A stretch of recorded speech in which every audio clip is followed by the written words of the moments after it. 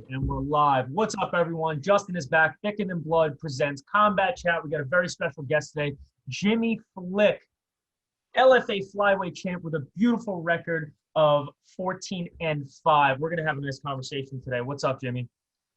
Hi, not much, man. Just chilling in the hotel room, dude. So where are you at right now? I'm in Las Vegas, man, getting ready for the Tuesday night Contender.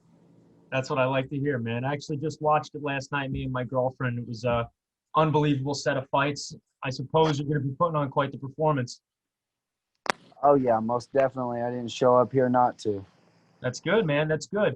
So I have a couple of questions for you. First, I want to start with this, man. You're going to be on the Contender Series this Tuesday coming up. I looked at your fight record in your past. You've been fighting since 2010? 2010, Yeah. You've been a professional fighter? Yeah, I've been a professional since 2010. I turned pro in Bellator 20. They're on like Bellator 200 and something. And I was brought in to lose to a 6-2 guy, Humberto De Leon, and I beat him by unanimous decision. And then I went on to fight him again for a 125 title that Chuck the Iceman Liddell put around my waist a couple fights later. And he's the only guy I've never finished as a professional, and that was early in my career. That's awesome, man. That's awesome. So let me just ask you, when you went into that fight for the first time, it was your first professional fight. Did you have any amateur fights under your belt, or this was like it was just sparring stuff, and then this was just your first actual fight in the octagon? Oh, no, yeah, I had amateur fights. I went 7-0 as an amateur in 2009 within 6 months. I had 2 titles at 2 different weight classes, 125 and 135. I finished 6 of my opponents in the first round, 3 of them in 30 seconds, and 1 of my opponents in the second round. That's pretty awesome, man. That's awesome. So with your finishes, mostly, do you have a I mean, obviously everyone wants to finish the fight. Do you have a preference of a knockout or a submission? What is your favorite way to finish an opponent? I mean, all of them's been by submission. I've heard a lot of guys with the stand-up, and then it ends up going to the ground, and I choke them out, arm bar them. Doesn't matter, man. I'll take a finish anyway. I just like to stay away from the scorecards. I have a lost record where I feel I dominated the fight. It's on UFC Fight Pass for King of the Cage, and I took the guy down in every round and controlled him most of the fight. He did a little damage here and there, but it being in his hometown, he ended up getting the unanimous decision win somehow, and I was very disappointed in it. Yeah, man. Letting the fight go to this, I shouldn't say letting the fight go to the scorecards, because I don't think any fighter ever wants to let it go to the scorecards. Just sometimes that's something that happens. But I could imagine that could be extremely frustrating, thinking that, everything's good, you won the fight, this, that, and the other thing, and then out of nowhere, the judges give this bogus decision, and you're like, what the fuck did they just watch? So believe me, I get it. I understand. I can't imagine how that must feel. It's got to be pretty shitty. But you got a lot of finishes on your record, man. And I actually just binge watched a couple of your fights, man. And holy crap, your last fight at LFA 86. I wish I bet on that one, man, because they had you coming in as the underdog, which was kind of silly to me. Yeah, man. Especially it was that guy's first fight and the LFA cage, and I was a plus 150.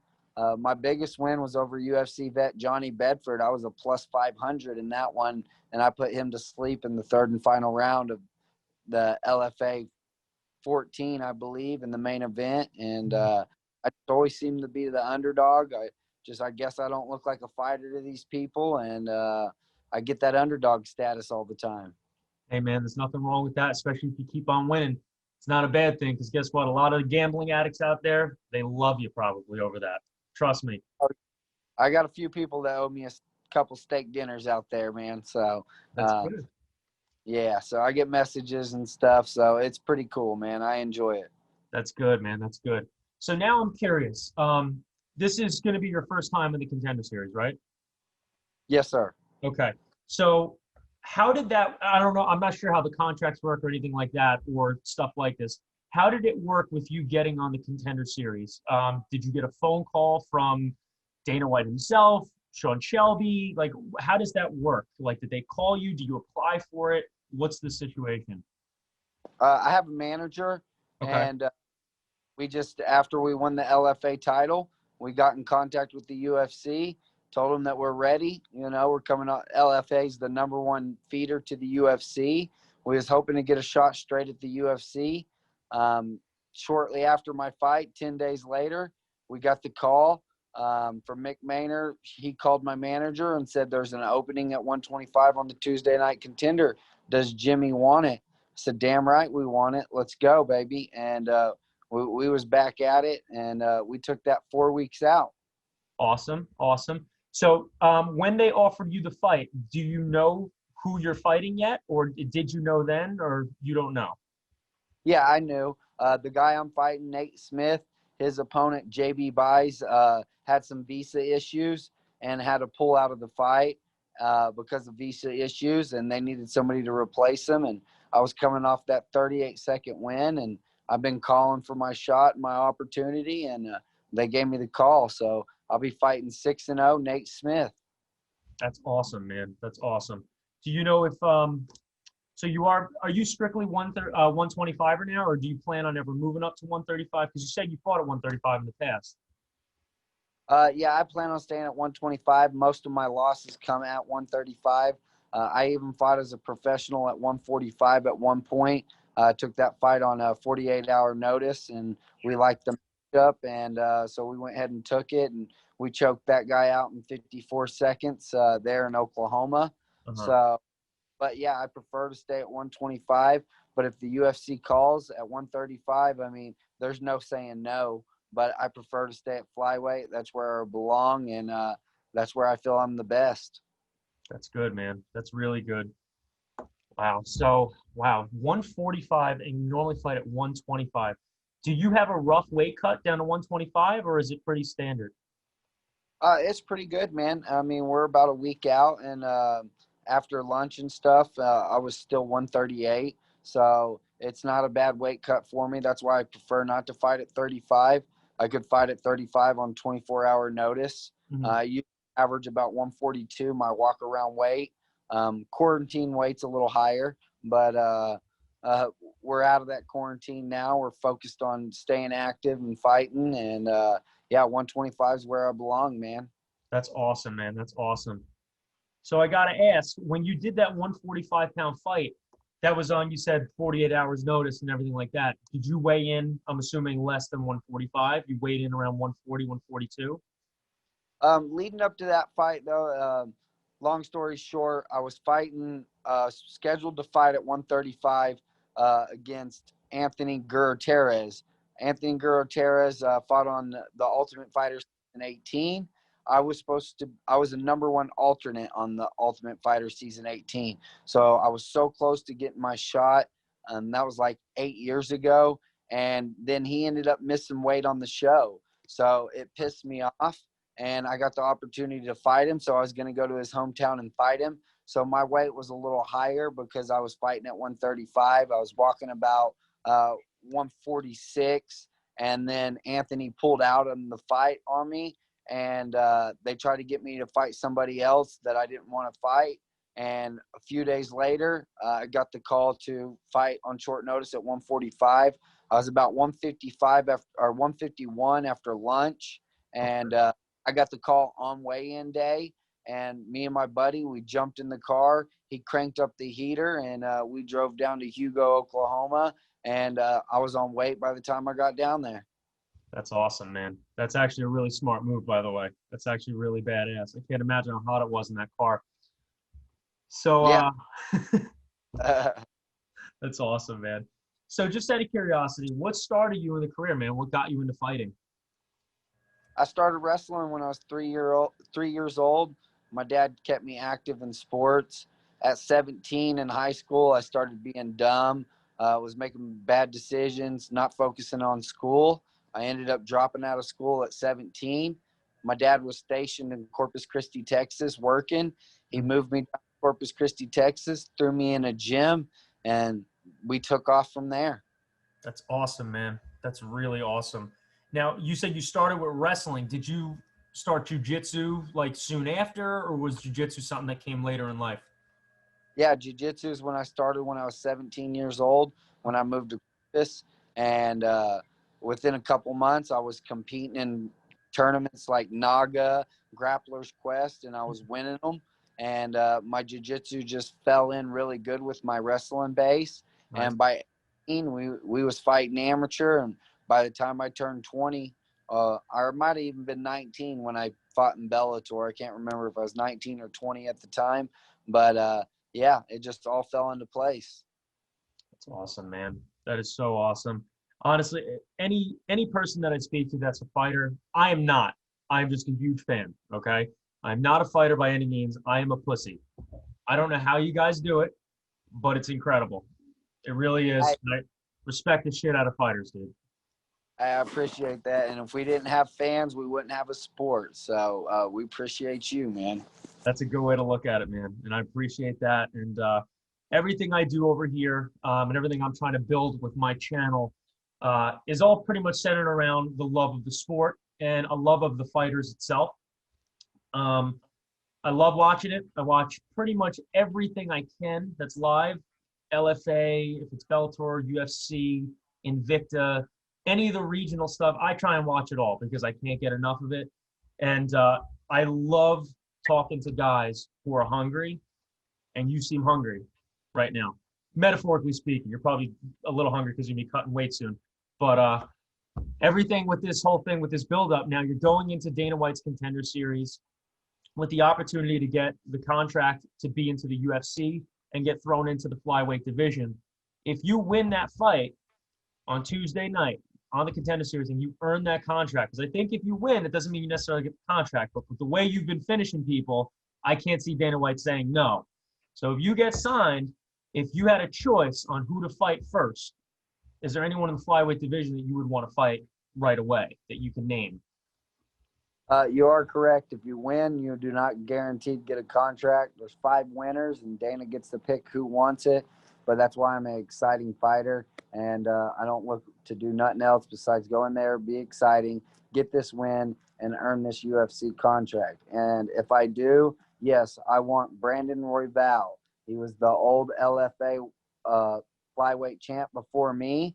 I thought I was going to fight him before he made it to the UFC. Mm-hmm. Unfortunately, happened for some reason, and now he's got a fight in the UFC. He beat Tim Elliott. He's ranked, and I'm coming off the second fastest win in LFA history, and he's got the first fastest win. So makes for more of a reason for me want to fight him, and that's a fight I would love to have.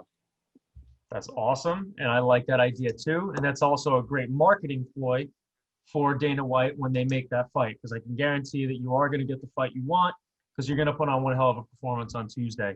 That is going to be absolutely spectacular when that happens, man. I'm pulling for you on this, and I know you're going to win this fight on Tuesday. You're going to make it to the UFC, and you're going to have a great career, man. I mean, you already have a great career. I mean, you got 14 wins. Most of them are finishes. Not many guys can say that shit. So I have to ask, what do you think of the current champ at flyweight in the UFC, Figueiredo? I think he's the best 125ers out there. I think Cody Garbrandt's going to be a great fight. I'm glad that they're giving Cody Garbrandt a fight. So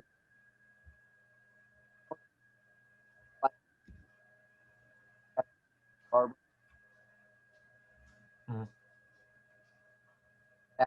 worth the judo,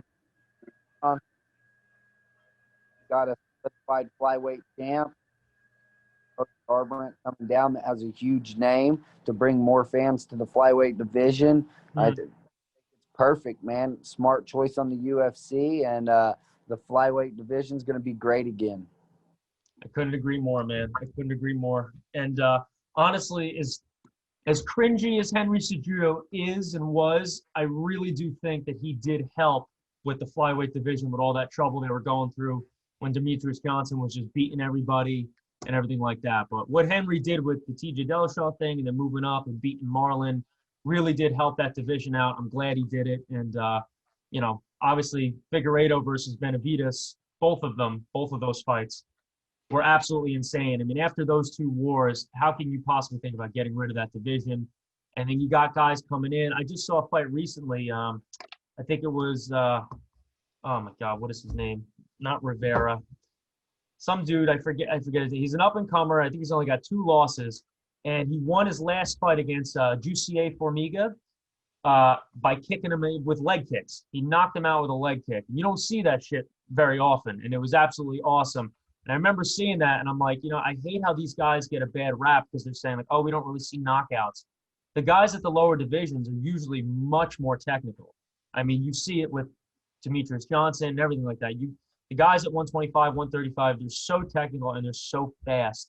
And I hate how people were saying that it was boring because it's crazy. And then the same thing on Contender Series last week. There was there was a flyweight fight. It was the most exciting fight of the night. These guys beat the living shit out of each other for 15 minutes straight. Best fight of the night by far. There was no finish, but it was absolutely awesome, man. So I'm really glad that you're going in there. You're going to show Dana White and everyone that's going to watch on Tuesday what you're capable of. It's going to be really awesome, man. Yeah, I'm excited. We had a flyweight fighter on the Tuesday night last night get signed. He looked great. He fought my boy Jacob Silva, and Silva put up a hell of a fight. And Dana even said, man, that guy stays ready. He could even get a shot on short notice, or he'd be right back, man. Exciting guys, man. We're exciting fighters. We bring the fight. Sometimes it's hard to get the finish because we are so tough, man, and we're so fast, active, and we do a lot, and we bring a lot to the table. So the flyweight division is going to be on notice, and I'm ready to go out there Tuesday night and show them what I can do to the flyweight division. That's awesome, man. That's awesome. I don't want to keep you too much longer. I know you got to go work out, and I don't want you to chance fucking anything up today with your workout because of me. So I just have to ask one last question, man. What was your hardest fight thus far in your career? The toughest one I had is probably Johnny Bedford, man. It was a tough fight, man. We came out and we started throwing, got in the heart, soul. Pounds they were asking that fight week. I remember going into the 3rd round, and I just like, holy cow, I'm gonna go do it. It was like, no, man, you can finish this guy. And sure enough, I locked in that choke, and I put Johnny Bedford to sleep and sent him to bare knuckle. It was awesome, man. It was an unbelievable finish, and you can't get much more technical than that, dude. It was really awesome, and that's good, man. And I'm glad you actually said Johnny Bedford because that, in my opinion, from the fights I've watched so far, I watched like 7 of your fights already, and that definitely had, I think, like the most exciting hype around it and everything that I've watched so far. I mean, I will say your last fight though, when you finished him in like 30 seconds, that was pretty badass too, though, man. So.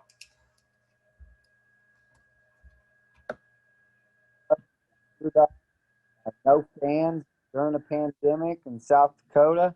Couldn't went and live on UFC Fight Pass. It was amazing. So I don't see anything different happening in this fight. We'll go out there. I have one game plan and one game plan only, and that's to get the job done, get this win, and earn this UFC contract.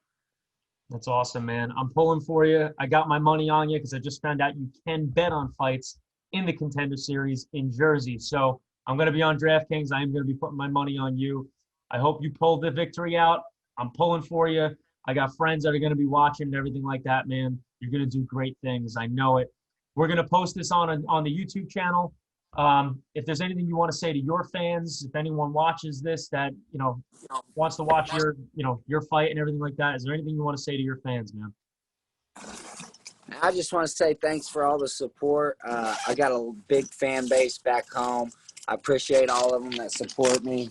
I can't thank them enough. I'd like to give a shout out to all my sponsors real quick, dude. I appreciate all their support. I can't advertise them in the UFC cage, so being able to give them a shout out on social media or any videos is awesome. So I'll make it quick. It's Harvest Health, The Plug 918, Midwest Extract, Core Hog, Ryan and Rose Roofing, Paint It Right Tulsa, Industrial Motor Services, Code Zero Customs, Evolved Health and Wellness, Big Elks Energy and Gas, Keystone Chevrolet, Tulsa Plastic Company, Broadway Barbershop, Simpson's Truck Lining, All Brenton Plumbing, Blue Line Signs, HKA USA, Micah Stockton with New York Life, Primary Colors Retro Relics, Fighting for Autism, Tulsa Sport Acupuncture, The Office on Main, CrossFit Sand Springs, Forza Combat Sports, Thunderkick Tulsa, Seth from Keller Williams Realty, Beer Drinking Club, and Gary's Truck and Trailer Services out in Skiatoon. I appreciate all y'all. If it wasn't for y'all, it'd be a lot harder to be able to afford to do this sport and chase my dream. And if you can follow me on my fan page, Jimmy the Brick Flick, I appreciate it. I'm also on Twitter at Jimmy Flick and on Instagram at _brick_MMA. Awesome, man. I'm gonna plug all that stuff in this all your information in the description box on the YouTube channel, all the social media stuff I can. I'm gonna plug everything that you just said. That is an awful lot of sponsors, man. So you got a lot of people that believe in you. So that's really badass, especially Beer Drinking Club. That was a cool one. So Yeah. that's badass, man. I'm pulling for you, man. I want you to go work out, get a good workout in, put on a great show next week. It was great talking to you. And I look forward to keep communicating with you, on your way to this fight, man. Most definitely, man. I appreciate you, man. I can't wait. Next Tuesday night, September 1st, ESPN Plus, 7 p.m. Hell yeah, man. It was great talking to you, Jimmy. And let's connect soon, okay? Yes, sir. Thank you. All right, man. Peace. Okay. All right, everyone. We just had Jimmy Flick on here. Had a great conversation with him. I hope everyone enjoyed it as much as I did because I love talking to these fighters, especially these guys that are up and coming and that are hungry. I know the video quality on my end sucks because I'm recording this from my laptop. I was going to do it from my phone, but for some reason my phone wanted to not cooperate. But I hope you did enjoy it. I'm sorry about the quality of the video. I hope you got to know Jimmy Flick as much as I just did right now. I learned a lot about him, and he seems like a great guy, and he seems like he's ready to go put on a great show on the Dana White Contender Series this Tuesday night coming up. It is currently Wednesday when we're recording this. I'm going to try and post this hopefully by tomorrow, and hopefully Jimmy gets in there, does his thing, and Dana White sees the potential that he does have and signs him to fight in the flyweight division for the UFC. Let me know what you think in the comments section below. Thicker Than Blood presents Combat Chat, MMA Combat Chat, whatever you want to call it. My name is Justin. Thank you, everyone, for watching. Let me know what you think in the comments section below. Like, comment, subscribe, ring the notification bell. Share this video with other up-and-coming fighters. I love talking to you guys. I love talking to anybody that's involved in the sport, even on the back end. I would love to talk to an MMA manager and see what goes on there. I would love to see that. I would love to see what happened with Jimmy's manager when he got the phone call from Mick Maynard to get Jimmy on the Contender Series. I would love to hear from that guy to see how that whole thing transpired. I love hearing these stories, man. Anything about making someone's dreams come true in this sport. So, thank you very much. I love you guys, and Justin is out.